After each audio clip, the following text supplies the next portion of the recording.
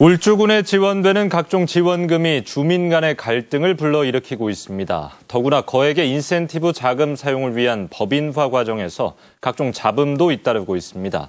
갈등의 요인은 무엇이고 해법은 없는지 이다루 기자가 취재했습니다.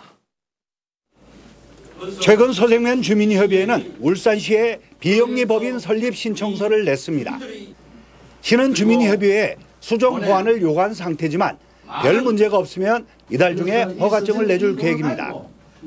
법인 정관에는 회원 자격 기준을 신고리 오륙호기 승인 날짜를 고려해 2014년 1월 29일 이전 거주자로 제한했습니다.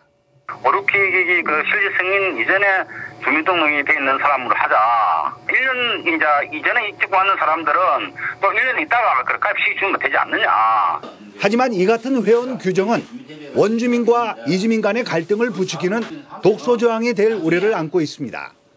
서생 지역의 원전 지원금은 신고리 오륙호기 자율유치 인센티브 1,500억 원을 포함해 2,050억 원에 이릅니다. 결국 회원이 되지 못하면 주민이라도 원전 지원금의 혜택에서 제외될 수밖에 없습니다. 인센티브는 서생면 주민의 모든 분들의 것인데 한정된 그런 주민협의회 회원만의 것은 아니다는 이런 불만이 고조되고 있는 거죠. 갈등의 소지는 이뿐이 아닙니다. 서생면 상인발전협의회는 주민협의회가 총회를 거치지 않았다며 울산지법에 설립무효 소송을 제기했습니다. 임원들을 보면은 전부 다 토착민은 각 마을 이장으로서 전부 다 구성이 됐고요. 이 관계자들을 보면은 거의 외지인은 거의 없는 실정입니다. 그동안 인적 구성이나 각종 원전 지원 사업을 놓고 마찰을 빚어온 주민협의회가 법인 출발부터 삐걱거리고 있습니다. 그렇다면 하늘공원을 유치해 200억 원대의 인센티브를 받은 삼동면은 어떨까? 이곳 역시 내후 외환에 시달리고 있습니다. 최근 삼동면 발전협의회장이 도로 개설을 요구하며 시청에서 분신소동을 벌여 뒤숭숭한 분위기입니다. 시간을 거슬러 올라가면 하늘공원 유치까지는 주민들의 많은 희생과 노력이 뒤따랐습니다.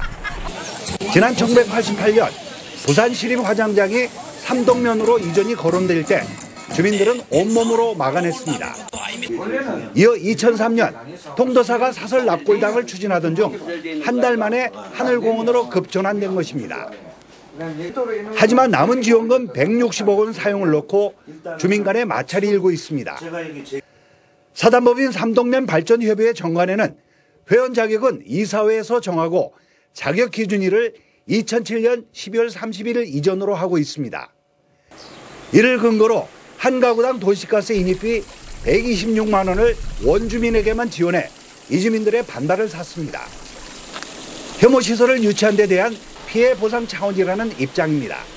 그때 돈 부과내는 사람 호수로 비내가 2007년 이전에 주민등록에 여기 있고 거주하는 사람은 회원을 한다. 하지만 이주민들은 지원금 혜택을 함께 누려야 한다며 국민고충처리위원회에 진정을 냈습니다.